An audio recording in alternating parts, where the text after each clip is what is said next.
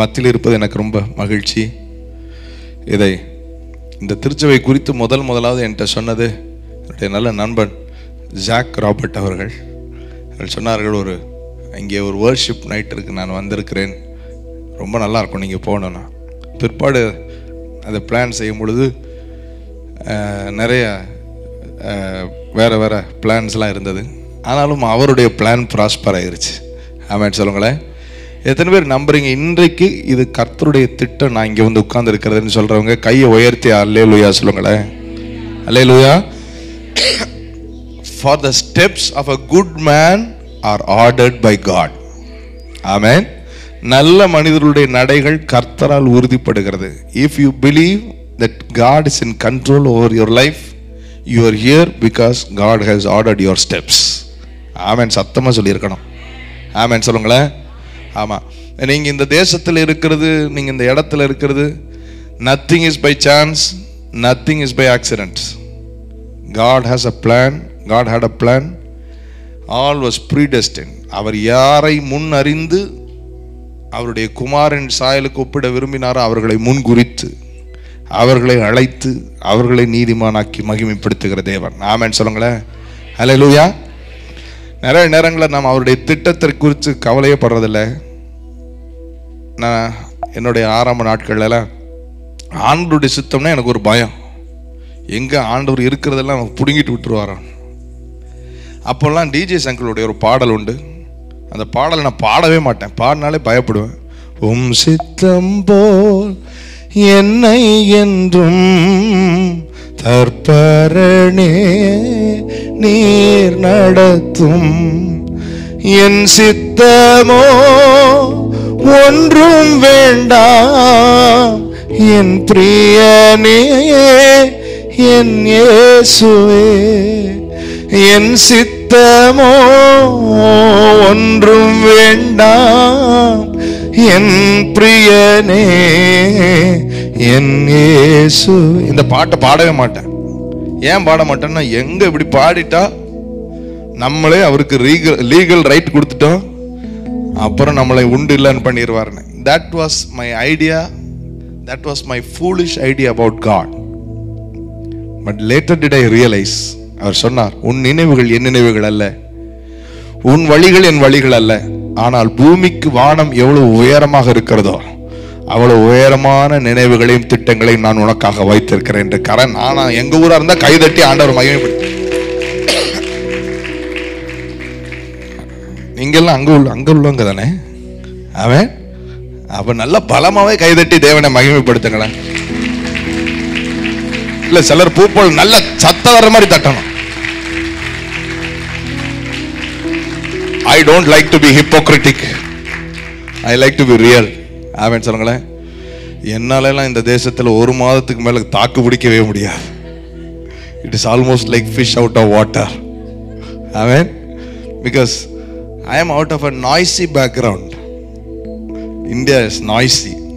ஆமென். நான் நினைக்கிறேன் பரலோகம் நாய்ஸியா இருக்கும்னு. ஆமாவா இல்லையா? அங்கே எப்ப பரிசுத்த நீர் பரிசுத்த பரிசுத்த நீர் பரிசுத்தரேன் பாட்டு ஓடிட்டே இருக்குமா. அங்க யாருக்கு இடம் இல்லைன்னா, அமைதியை விரும்புகிறவர்களுக்கு இடம் இல்லை. மரித்தவர்களும் மௌனத்தில் இறங்கினவர்களும் கர்த்தரை துதிக்க மாட்டார்கள். ஆனால் யாருக்கெல்லாம் கர்த்தர் ஒரு அற்புதத்தை, ஒரு உயிர் மீட்சியை, ஒரு சால்வேஷன் எக்ஸ்பீரியன்ஸை கொடுத்திருக்கிறார்களோ, தாவீது சொல்றான், என் ரட்டை களைந்து மகிழ்ச்சி என்னும் கட்டினால் என்னை இடை கட்டினீர், என் மகிமை அமர்ந்திராமல் உம்மை கீர்த்தனம் பண்ணும் சொல்றார். ஆமென் சத்தமா சொல்லுங்களேன். அதில் அப்படின்னா என்ன அர்த்தம்னா, நான் வாயை மூட முடியல, கர்த்தரை துதிச்சுக்கிட்டே இருக்கிறேன். அப்படிப்பட்டவர்கள் எத்தனை பேர் இருக்கிறீர்கள்? கரங்களை தட்டி தேவனை மகிமைப்படுத்து. சில நிமிடங்கள் உங்களிடத்துல கர்த்தரின் இருதயத்திலே இன்று பேச சொல்லி போட்டுக்கொண்டே இருந்த வார்த்தை, I didn't want to speak this, I want to speak something else. But the Lord was bringing my attention towards it time and again, and I am doing it, obeying Him. மத்தேயு 16வது அதிகாரம், Matthew chapter 16.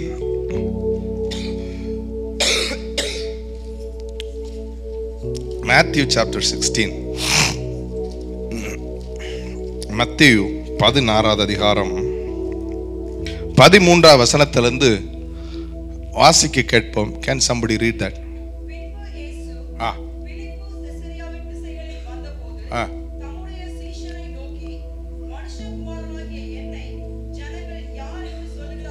மனுஷகுமாரனாகிய என்னை ஜனங்கள் யார் என்று சொல்லுகிறார்கள் என்று கேட்டார்.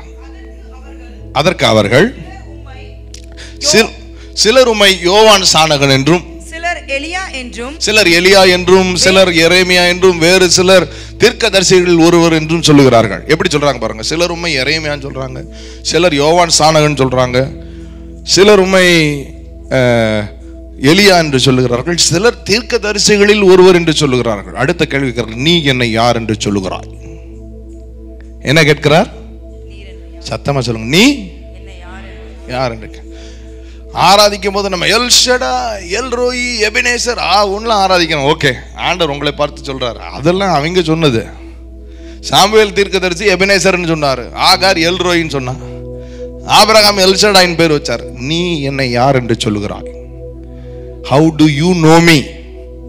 What experience do you personally have with me? என்று கேட்கிறார். நீ என்னை யார் என்று சொல்லுகிறாய்? அவங்க சொல்றதெல்லாம் இருக்கட்டும்பா, வர்ஷிப் லீடர் சொல்றது இருக்கட்டும், பாஸ்டர் சொல்றது இருக்கட்டும், பேதுரு சொல்றது இருக்கட்டும், நீ உனக்கு என்னை எப்படி தெரியும்? என்ன சொல்லுவோம்? தெரியவே தெரியாது ஆண்டவரே உங்களை. சமாரியா ஸ்திரீயின் இடத்துல இயேசு சொல்லுகிறார், நீங்கள் அறியாததை ஆராதிக்கிறீர்கள் என்று சொல்லுகிறார். You are worshipping somebody whom you don't even know. நீ அறியாதவைகளை ஆராதித்துக் கொண்டிருக்கிறீர்கள். ஆமென். இந்த காலை வேளையிலே நம் வாழ்க்கை கட்டப்படுவதற்கு தேவையான ஒன்றை நான் உங்களோடு பேச விரும்புகிறேன். பேதுரு உடனே சொல்லுகிறார், நீர் தேவனுடைய குமாரன் என்று சொல்லுகிறார். He says, you are the son of God, son of the living God. And Jesus says, இது மாம்சமும் இரத்தமும் உனக்கு வெளிப்படுத்தவில்லை, பிதாவே உனக்கு வெளிப்படுத்தியிருக்கிறார். சொல்லிட்டு சொல்றார், இந்த கல்லின் மேல் நான் என் சபையை கட்டுவேன், பாதாளத்தின் வாசல்கள் அதை மேற்கொள்ள முடியாது. ஆமென் சொல்லுங்களேன், சத்தமா சொல்லுங்களேன். சர்ச்னா நம்ம பில்டிங் சர்ச் அப்படின்னு நினைச்சுக்கிட்டு இருக்கோம் நிறைய பேர். I belong to that church, this church. No, you are the church. God wants to build your life. But you should know, எந்த கல்லின் மேல் கர்த்தர் சபையை கட்டுவார் தெரியுமா? A stone with a revelation. A stone with a revelation. பக்கத்துல திரும்பி பார்த்தவங்க, a stone with a revelation. சத்தமா சொல்லுங்க, எனக்கு கேட்கிற மாதிரி நீங்க பேசுற எனக்கு கேட்கணும். A stone with a revelation. ஆமென். நம்ம எல்லாரையும் ஜீவ கற்கள் என்று பேதுரு 1 Peter 2:5 சொல்கிறது. We are all living stones. But இந்த இடத்துல பேதுருவை பார்த்து கர்த்தர் சொல்கிறார், நீ இனி பேதுருவாய் இருக்கிறாய். பீட்டர் மீன்ஸ் கற்பாறை. சீமோனே, இனி நீ பேதுருவாய் இருக்கிறாய், இந்த கல்லின் மேல் நான் என் சபையை கட்டுவேன். எந்த கல்? Stone with a revelation. ஆமென் சொல்லுங்களேன். A stone which God has revealed to. நிறைய பேருடைய வாழ்க்கையில பர்சனலா அவரை தெரியவே தெரியாது. கோயிலுக்கு வர்றோம், பாடுறோம், ஆராதிக்கிறோம், வீட்டில் கட்டாயப்படுத்தி மனைவி உட்கார வைக்கிறோம், அதனால கொஞ்ச நேரம் ஜெபத்தில் உட்கார்ந்து இருக்கிறோம். But personally a revelation should always be there every day. ஒவ்வொரு நாளும், ஒவ்வொரு சூழ்நிலையிலும், ஒவ்வொரு பகுதியிலும் you need a revelation, a revelation, a revelation. நிறைய பேர் பயங்கர வைராக்கியமால இருக்காங்க. பயங்கர நான் கர்த்தருக்காக very passionate, very zealous. But did you know a zeal without a revelation is very destructive. ரோமர் 10வது அதிகாரத்தில் 1வது 2வது வசனத்தை நீங்கள் வாசித்து பார்த்தால் பவுல் சொல்லுகிறார். Romans chapter 10 verse 1 and 2. சகோதரரே, இஸ்ரவேல் ரட்சிக்கப்பட வேண்டும் என்பதே என் இருதயத்தின் விருப்பம், நான் தேவனை நோக்கி செய்யும் விண்ணப்பமாய் இருக்கிறது. தேவனை பற்றி அவர்களுக்கு வைராக்கியம் உண்டு. They are very zealous. தேவனை பற்றி அவர்களுக்கு வைராக்கியம் உண்டு என்று அவர்களை குறித்து சாட்சி சொல்லுகிறேன். ஆகிலும் அது அறிவுக்கேற்ற வைராக்கியம் அல்ல. என்ன அல்ல? சத்தமா சொல்லுங்களேன். They are very zealous, but they don't have revelation. வைராக்கியமா இருக்காங்க, ஆனா அறிவுக்கேற்ற வைராக்கியம் இல்லை. உங்களுக்கு தெரியுமா, Pavul was a very zealous man. அவர் பயங்கர, அவருக்கு இருந்த zeal எல்லாம் நீங்க கவனிச்சு பார்த்தீங்கன்னா, பிலிப்பியர் 3 அதிகாரத்தில் 5வது 6வது வசனத்தை கவனித்து பார்த்தால் சொல்ல, நான் 8ஆம் நாளில் விருத்த சேதனம் பட்டவன், நான் எபிரேயத்தில் பிறந்த எபிரேயன், நான் நியாயப்பிரமாணத்தின்படி குற்றம் சாட்டப்படாதவன். எபிரேயத்தில் பிறந்த எபிரேயன், நியாயப்பிரமாணத்தின்படி பரிசேயன். அடுத்த வசனம், துன்பப்படுத்தினவன். எப்படி பாருங்க, பக்தி வைராக்கியத்தின்படி சபையை கட்டினவன்னாலும் பரவாயில்ல, பக்தி வைராக்கியத்தின்படி சபையை துன்பப்படுத்தினவன். Paul was a zealous man. He kept all the laws of God.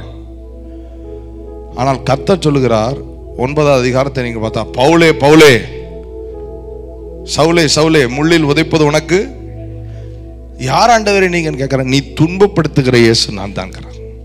நான் வைராக்கியமால இருந்தேன். ஆமா, வைராக்கியமா நீ துன்பப்படுத்திக்கிட்டு இருந்த. ஏன்? வைராக்கியம் இருந்துச்சு, வெளிப்பாடு இல்லை. கவனிக்கிறீங்களா? எத்தனை பேர் கவனிக்கிறீங்க? You need a revelation.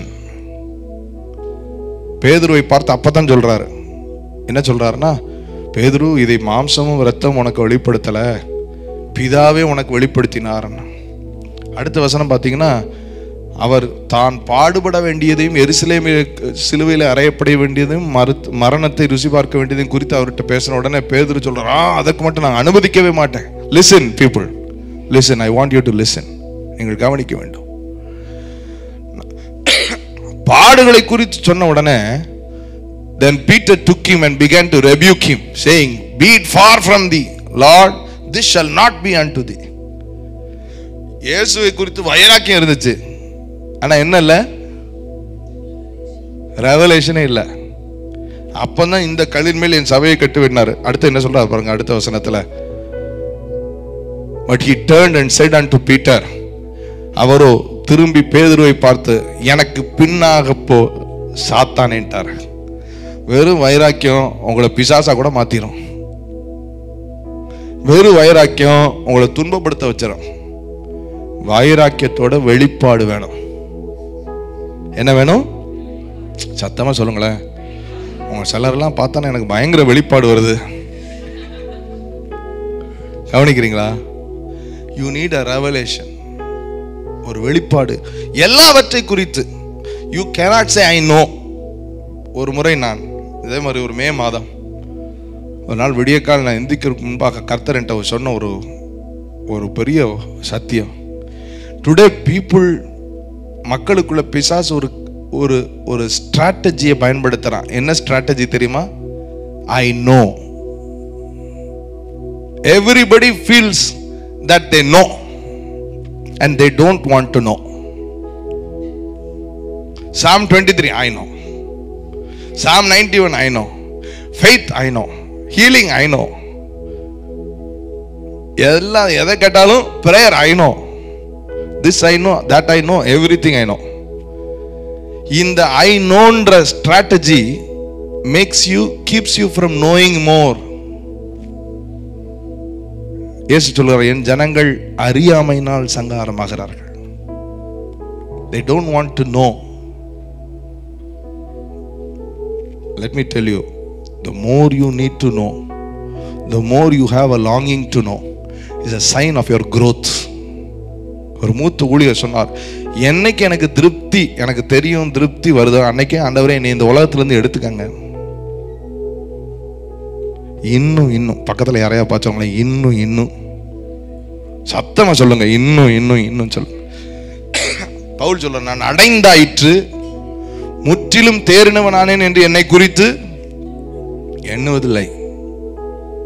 நான் பின்னானவைகளை மறந்து முன்னானவைகளை நாடி பரம அழைப்பின் பந்தய பொருளுக்காக லக்கை. All my achievements. 8ஆம் நாளில் விருத்த சேதனம் பண்ணப்பட்டவன், எபிரேயத்தில் பிறந்த எபிரேயன், இஸ்ரவேலில் உள்ளவன் பெஞ்சமின் கோத்திரத்தான், நியாய பிரமாணத்தின்படி பரிசேயன், இதை எல்லாவற்றையும் நான் நஷ்டம் என்று குப்பை என்றும் கருதுகிறேன். எதற்கு?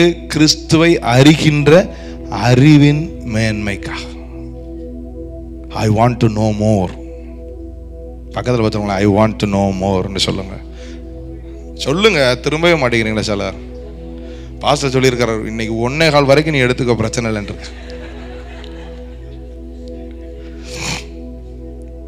I'm here, I'm not here to perform.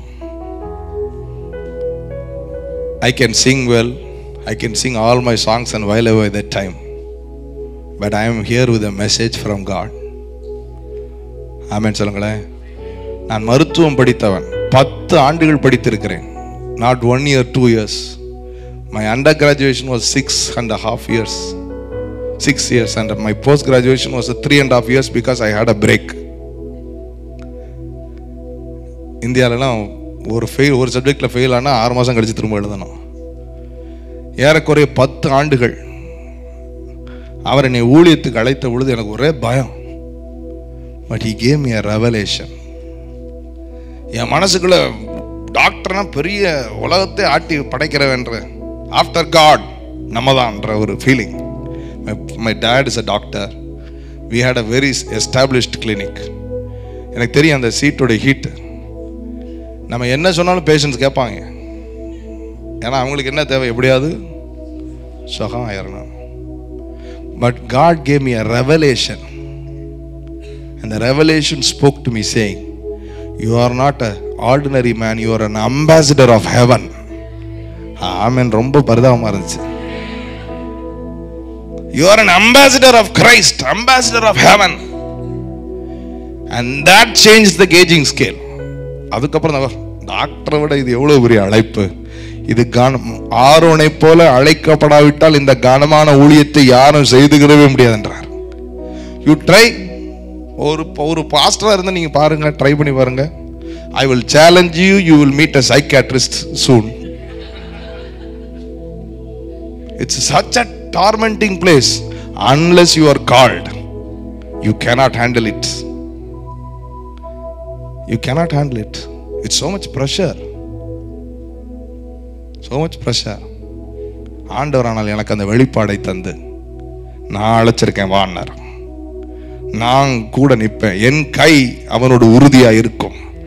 என் புயம் அவனை பலப்படுத்தும். சத்ரு அவனை நெருக்குவதில்லை. நியாயக்கேட்டின் மகன் அவனை ஒடுக்குவதில்லை. ஜனங்களில் தெரிந்து கொள்ளப்பட்டவனை நான் உயர்த்தினேன் என்று உயர்த்தினார். ஆமென் சொல்லுங்களேன். சத்தமா ஆமென் சொல்லுங்களேன். Unless you have a revelation, even your zeal will put you in a place of a Satan. அவ்வளவு வெளிப்பாடு இருந்தா இல்லாத ஒரு மனிதனை, அவனுக்கு வைராக்கியமே இருந்தா கூட அப்பால எப்போ பிசாசுன்ட்டார். வைராக்கியமா இருந்தது பவுல். ஆனா அவனை குறித்து கர்த்தர் சொல்கிறார், நீ என்னை துன்பப்படுத்திக்கிட்டு இருக்கிற. வைராக்கியத்தோட ரொம்ப முக்கியம் வெளிப்பாடு. பக்கத்தில் சொல்லுங்க, வெளிப்பாடு தேவைன்னு சொல்லுங்க. சத்தமா சொல்லுங்க, வெளிப்பாடு. Everything, there is a revelation behind everything.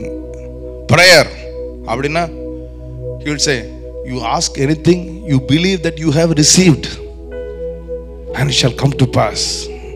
நீங்கள் மத்தேயு 18 அதிகாரம் வாசிங்க. Matthew chapter 18.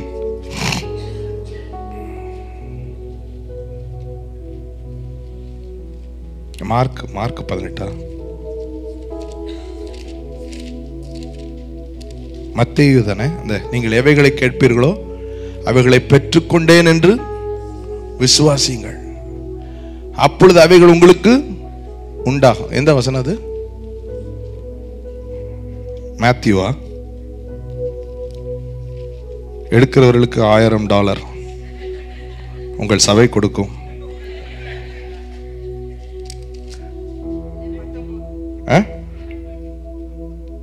மேத்யூ இல்ல மேத்யூல 18-19 தானே. then I was right.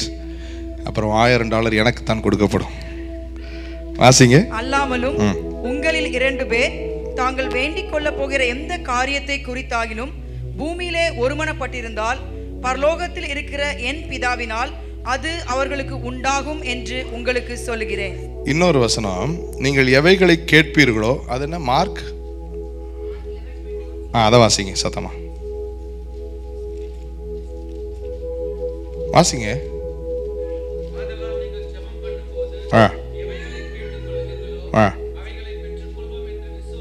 ஆங்கிலத்தில் எப்படி இருக்கிறது? when you pray believe that you have received them and it shall come to pass or you shall have them. அப்ப பெற்றுக்கொண்டவர்கள் எப்படி ஜெபிப்பார்கள் சொல்லுங்களேன். அதான் புதிய ஏற்பாட்டு ஜெபம். நீங்கள் ஒன்றை குறித்து கவலைப்படாமல் எல்லாவற்றிலும் ஸ்தோத்திரத்தோடே கூடிய உங்கள் விண்ணப்பங்களை வேண்டுதல்களை கர்த்தருக்கு ஆமென் சொல்லுங்க. I have received. What would received people do? They will thank. அப்போ new testament believers prayer should be full of thanksgiving. ஆமென் சத்தமா சொல்லுங்களேன். ஆண்டவரே சுகத்துக்காக ஜெபிக்கும் போது என்னுடைய வியாதியை நீங்க சுமந்து கொண்டதற்காக நன்றி, உங்க தழும்புகளால எனக்கு சுகம்னு நீங்க வாக்கு பண்ணதற்காக நன்றி, அதை என் உடல்ல நான் அனுபவிக்கிறதற்காக நன்றி, நீங்க எனக்கு தந்துட்டீங்க, நான் விசுவாசிக்கிறேன், அதை நான் பெற்றுக்கொண்டு என்று விசுவாசிக்கிறேன், அதை அனுபவிக்க போகிறேன். உமக்கு சத்தமா ஒரு 5 தடவை நன்றி நன்றி நன்றின்னு சொல்லுங்க. Thank you Jesus, thank you Jesus, thank you Jesus, thank you Jesus. So it's a revelation behind prayer. யாக்கோபு எழுதுகிறார் 1 அதிகாரத்தில், நம்பிக்கை இல்லாதவன் தேவனிடத்திலிருந்து எவையாகிலும் பெறலாம் என்று எண்ணாதிருப்பானா. இப்ப நம்ம நம்பிக்கை இல்லாம ஜெபம் பண்ணிக்கிட்டே இருக்கோம், பிரேயருக்கு ஆன்சரே வராது. கடைசியில் என்கிட்ட ஒருத்தர் கேட்கறார், நானும் ஜெபம் பண்ணி பார்த்தேன், கேட்டு பார்த்தேன், ஒண்ணுமே நடக்கல, என்ன பிரதர் கிறிஸ்தவத்துக்கு வந்து பிரயோஜனம் இல்லைன்ட்டார். Why? Because we pray, we have zeal without a revelation for prayer. A prayer of faith will manifest the answers. ஆமென் சொல்லுங்களேன். ஹல்லேலூயா. எல்லாவற்றிலும் அப்படித்தான், எல்லாவற்றிலும் ஒரு வெளிப்பாடு இருக்கு. சங்கீதம் 23 நான் பலமுறை படித்து இருக்கிறேன். ஆனால் ஒரு முறை அதை வாசிக்கும் பொழுது நான் வாசிக்கிறேன், கர்த்தர் என் மேய்ப்பராய் இருக்கிறார், நான் தாழ்ச்சி அடையேன், அவர் என்னை புல்லுள்ள இடங்களில் மேய்த்து அமர்ந்த தண்ணீரண்டை கொண்டு போய் என்னை விடுகிறார், அவர் என் ஆத்துமாவை தேற்றி அவருடைய நாமத்தின் நிமித்தம் என்னை நீதியின் பாதையிலே. இதுவரைக்கும் அவர் நடத்துறாரு, கர்த்தர் நடத்துறார், கர்த்தர் என்னை கொண்டு போய் விடுகிறார், கர்த்தர் தேற்றுகிறார். அடுத்த வசனம், மரண இருளின் பள்ளத்தாக்கிலே நான் நடக்க நேர்ந்தாலும். இங்கே கர்த்தர் இல்லை, கர்த்தர் நடத்தினா அருமையா நடத்திக்கிட்டு இருக்காரு. என்னைக்கெல்லாம் கர்த்தருடைய சத்தத்தை கேட்க தவறிட்டு சொந்த முடிவு எடுக்கிறனோ, மரண இருளின் பள்ளத்தாக்கிலே நான் நடக்க நேர்ந்தாலும் பொல்லாப்பு நேரிடாது. ஏன்னா நீங்க, நான் பயப்பட மாட்டேன், ஏன்னா நீங்க என் கூட இருக்கிறீங்க. நான் தான் உங்க சத்தத்தை கேட்க தவறிட்டேன், இந்த பாதையை தவிர்த்திருக்கலாம், பசுமையிலே வாழ்ந்து அமைதிக்குள்ளே போயிருந்திருக்கலாம், உங்க சத்தத்தை கேட்டா. இப்ப அர்ப்பணிக்கிறேன்னு சொல்லி அர்ப்பணி. But see the revelation behind, there is a revelation behind everything. ஆமென் சொல்லுங்களேன். And who will reveal it to you? The Holy Spirit. யார் அதை ரிவீல் பண்ணுவா?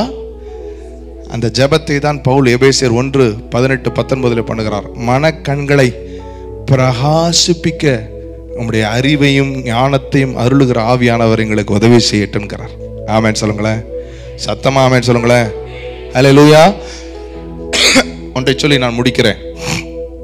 See, God's dispensation of power, அவர் தன்னுடைய வல்லமையை விளங்க பண்ணினது ஒவ்வொரு காலத்திலும் வித்தியாசமாக இருந்தது.